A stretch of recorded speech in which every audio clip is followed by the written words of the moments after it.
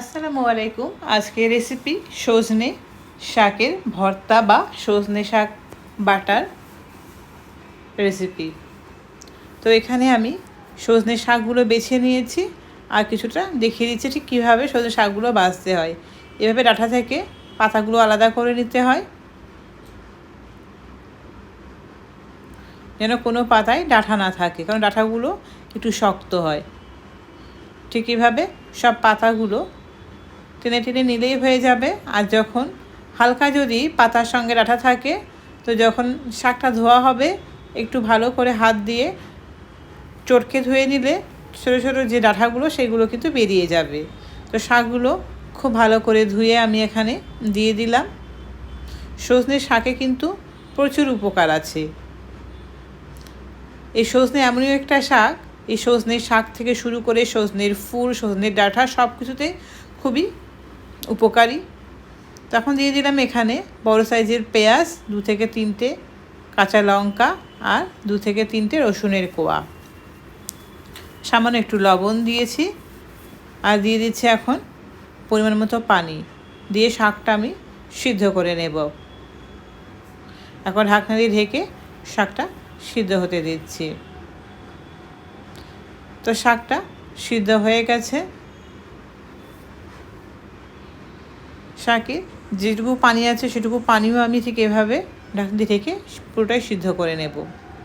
তো ঠান্ডা হয়ে যাওয়ার পর এখন আমি এটা ব্লেন্ডারে খুব ভালো করে মিহি পেস্ট করে নেব। এটা শিলবাটায়ও পেস্ট করে নেওয়া যেতে পারে বা বেটে নেওয়া যেতে পারে।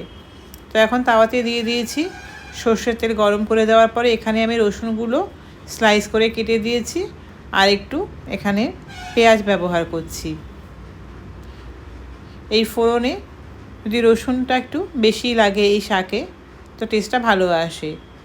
এখন এটা কিছুক্ষণ ভাজতে থাকবো যাতে কাঁচা গন্ধ না থাকে।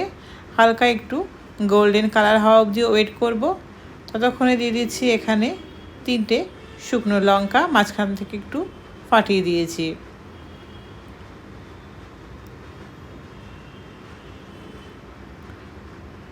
আর একটু কালার আসা পর্যন্ত ওয়েট করব রসুন এবং পেঁয়াজে।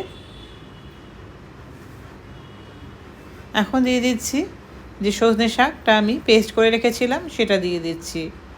দিয়ে এখন খুব ভালো করে এই ফোড়নের সঙ্গে মিক্স করে নেব।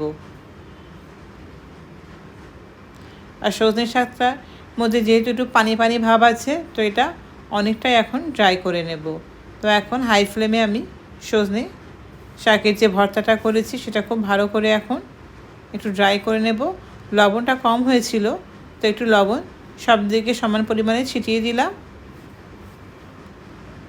আর দিয়ে দিচ্ছি সামান্য একটু হলুদ, দিয়ে খুব ভালো করে মিক্স করে নেব। এইভাবে একবার সজনে শাকের পাতা বাটা বা ভর্তা যদি বানিয়ে খান আশা করি ভালো লাগবে, কারণ এই শাকে কিন্তু প্রচুর উপকারীও আছে। তো তৈরি হয়ে গেছে, শাকটা অনেকটা ড্রাই হয়ে গেছে। আমি এখন প্লেটে পরিবেশন করে দেখাচ্ছি। তো কেমন লাগলো আজকে এই সজনে শাকের রেসিপি আপনারা কমেন্টে কিন্তু অবশ্যই জানাবে। তো দেখা হচ্ছে নেক্সট রেসিপিতে। ওকে, বাই, আল্লাহ হাফেজ।